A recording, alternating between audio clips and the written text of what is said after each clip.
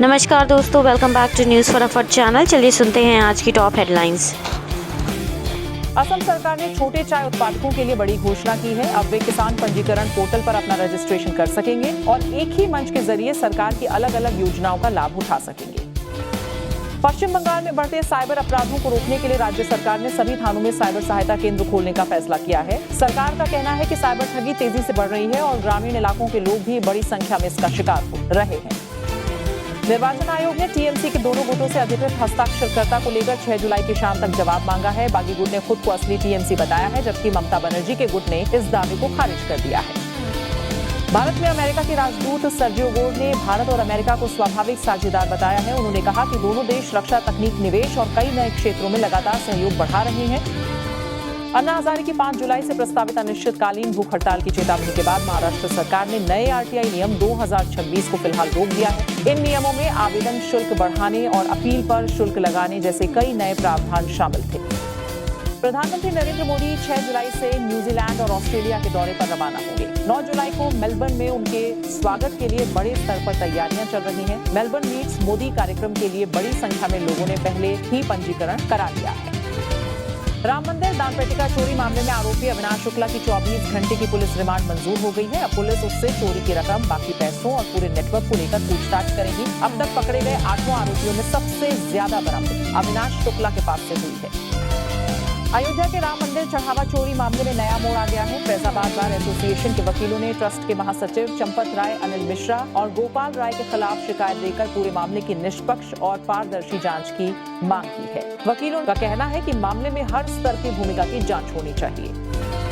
दिल्ली के हैदराबाद हाउस में भारत जापान वार्षिक शिखर सम्मेलन आयोजित हुआ। प्रधानमंत्री नरेंद्र मोदी ने कहा कि दोनों देशों के बीच कई महत्वपूर्ण समझौते हुए हैं। वहीं इस दौरान रक्षा, ऊर्जा, आर्टिफिशियल इंटेलिजेंस और वैश्विक सप्लाई चेन को मजबूत बनाने पर कई अहम सहमतियां बनी।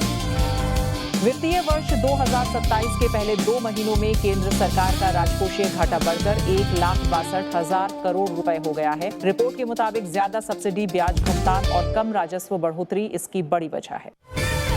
केंद्रीय मंत्री हरदीप सिंह पुरी ने कहा कि अभी पेट्रोल और डीजल की कीमतें कम होने की संभावना नहीं है। उन्होंने बताया कि तेल कंपनियों को 2,18,000 करोड़ रुपए की अंडर रिकवरी और पश्चिम एशिया संकट से 74,781 करोड़ रुपए का नुकसान हुआ है। राष्ट्रीय स्वयंसेवक संघ की अखिल भारतीय प्रांत प्रचारक बैठक 10 से 12 जुलाई तक कर्नाटक के बेलगावी में आयोजित होगी। बैठक में देश भर के 46 प्रांतों के प्रचारकों के साथ संघ से जुड़े 32 संगठनों के पदाधिकारी हिस्सा लेंगे। संगठन विस्तार और आगामी कार्यक्रमों पर मंथन किया जाएगा। पश्चिम बंगाल में टीएमसी के अंदरूनी विवाद ने अब नया मोड़ ले लिया है। पार्टी के बागी गुट के विधायकों ने दिल्ली पहुंचकर मुख्य चुनाव आयुक्त से मुलाकात की। बैठक के बाद बागी नेताओं ने दावा किया कि वही असली टीएमसी है और पार्टी के भविष्य को लेकर चुनाव आयोग के सामने अपना पक्ष रखा है। दिल्ली के राउज एवेन्यू कोर्ट ने पूर्व बीजेपी सांसद बृजभूषण शरण सिंह और विनोद तोमर से जुड़े कथित यौन उत्पीड़न मामले में फैसला सुरक्षित रख लिया है। अब अदालत 3 अगस्त को फैसला सुनाएगी। दोनों पक्षों को 2 सप्ताह के भीतर अपनी लिखित दलीलें जमा करनी होंगी। उत्तर प्रदेश पुलिस में बड़ा फेरबदल किया गया है। 125 डिप्टी एसपी अधिकारियों का तबादला किया गया है। इनमें हाल ही में निरीक्षक से डिप्टी एसपी बने अधिकारी भी शामिल हैं। राम मंदिर चढ़ावा चोरी मामले पर आम आदमी पार्टी के राष्ट्रीय संयोजक अरविंद केजरीवाल ने एक बार फिर बीजेपी और प्रधानमंत्री नरेंद्र मोदी पर निशाना साधा। उन्होंने आरोप लगाया कि ट्रस्ट से जुड़े लोगों को संरक्षण दिया गया और समय रहते कार्रवाई नहीं की गई। राम मंदिर चढ़ावा चोरी की जांच में पुलिस को कई अहम सुराग मिले हैं। जांच में सामने आया है कि आरोपियों ने चोरी की रकम का बड़ा हिस्सा बैंक खातों में जमा किया और उससे महंगी संपत्तियां खरीदी। पूछताछ के दौरान आरोपी अपने खातों में जमा लाखों रुपए के स्रोत का संतोषजनक जवाब नहीं दे सके। एनसीपी शरद गुट के कांग्रेस में विलय की अटकलों पर खुद शरद पवार ने विराम लगा दिया है। उन्होंने साफ कहा कि न उनकी पार्टी में कोई टूट होने जा रही है और न ही कांग्रेस में विलय का कोई सवाल है। इससे पहले कांग्रेस नेताओं के बयानों के बाद महाराष्ट्र की राजनीति में इस मुद्दे को लेकर चर्चाएं तेज हो गई थी। दिल्ली सरकार ने राजधानी की बिजली वितरण कंपनियों का पहली बार कैग ऑडिट कराने का फैसला लिया है। मंत्री आशीष सूद ने कहा कि इससे बिजली क्षेत्र में पारदर्शिता आएगी और कंपनियों के घाटे व वित्तीय दावों की सच्चाई जनता के सामने आ सकेगी। सरकार ने इसे दिल्ली वासियों की बड़ी जीत बताया है। चुनाव आयोग ने बिहार, मध्य प्रदेश और गुजरात की 3 विधानसभा सीटों पर उपचुनाव की तारीखों की घोषणा कर दी है। 30 जुलाई को मतदान होगा, जबकि 3 अगस्त को मतगणना के बाद नतीजे घोषित किए जाएंगे। सभी दलों ने चुनावी तैयारियां तेज कर दी है। आम आदमी पार्टी के प्रमुख अरविंद केजरीवाल ने राम मंदिर चढ़ावा चोरी मामले को लेकर केंद्र सरकार पर निशाना साधा। उन्होंने सवाल उठाया कि कथित भ्रष्टाचार में शामिल बड़े लोगों के खिलाफ क्या कार्रवाई होगी और क्या दोषियों को वास्तव में सजा मिलेगी। जम्मू कश्मीर के गुरेज क्षेत्र में बादल फटने से अचानक बाढ़ आ गई, जबकि हिमाचल प्रदेश के चंबा और किन्नौर में भी भारी बारिश और बादल फटने से सड़कें बह गई और कई इलाकों का संपर्क टूट गया। मौसम विभाग ने अगले 48 घंटे तक भारी बारिश का अलर्ट जारी किया है। मेघालय सरकार ने आरोपी सोनम रघुवंशी को मिली जमानत के खिलाफ सुप्रीम कोर्ट में याचिका दाखिल की है। सरकार ने हाईकोर्ट के फैसले को चुनौती देते हुए जल्द सुनवाई की मांग की है। सुप्रीम कोर्ट ने मामले पर शीघ्र सुनवाई करने की सहमति दे दी है। उत्तर प्रदेश विधानसभा चुनाव से पहले कांग्रेस और समाजवादी पार्टी के बीच सीट शेयरिंग को लेकर सियासी खींचतान तेज हो गई है। यूपी कांग्रेस प्रभारी राजेंद्र पाल गौतम ने कहा कि कांग्रेस बराबरी की भागीदारी के साथ चुनाव लड़ना चाहती है। वहीं अखिलेश यादव ने जवाब देते हुए कहा कि समाजवादी पार्टी सभी 403 सीटों पर तैयारी कर रही है। मानसून के दौरान संभावित आपदाओं से निपटने की तैयारियों को लेकर उत्तराखंड के सभी 13 जिलों में राज्य स्तरीय मॉक ड्रिल आयोजित की गई। राहत और बचाव एजेंसियों ने आपातकालीन परिस्थितियों से निपटने का अभ्यास किया।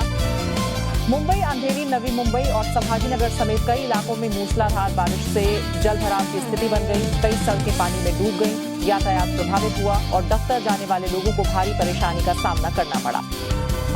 दिल्ली एनसीआर में झमाझम बारिश से लोगों को गर्मी और उमस से राहत मिली, लेकिन कई इलाकों में जलभराव और ट्रैफिक जाम की समस्या भी देखने को मिली। सुबह के समय स्कूल और दफ्तर जाने वाले लोगों को काफी दिक्कतों का सामना करना पड़ा।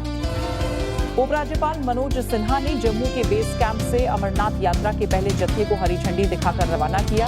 यात्रा 3 जुलाई से शुरू होकर 28 अगस्त तक चलेगी। सुरक्षा के मद्देनजर बालटाल और पहलगाम मार्ग को 57 दिनों के लिए नो फ्लाई जोन घोषित किया गया है।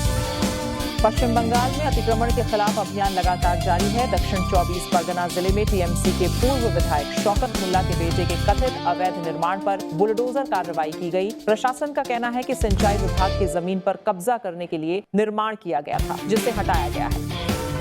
दिल्ली पुलिस की स्पेशल सेल ने आईएसआई से जुड़े कथित आतंकी मॉड्यूल का भंडाफोड़ करते हुए 4 आरोपियों को गिरफ्तार किया है। गिरफ्तार आरोपियों में 3 पंजाब और 1 दिल्ली का रहने वाला है। पुलिस के मुताबिक सभी दिल्ली एनसीआर में बड़ी आतंकी वारदात की तैयारी कर रहे थे।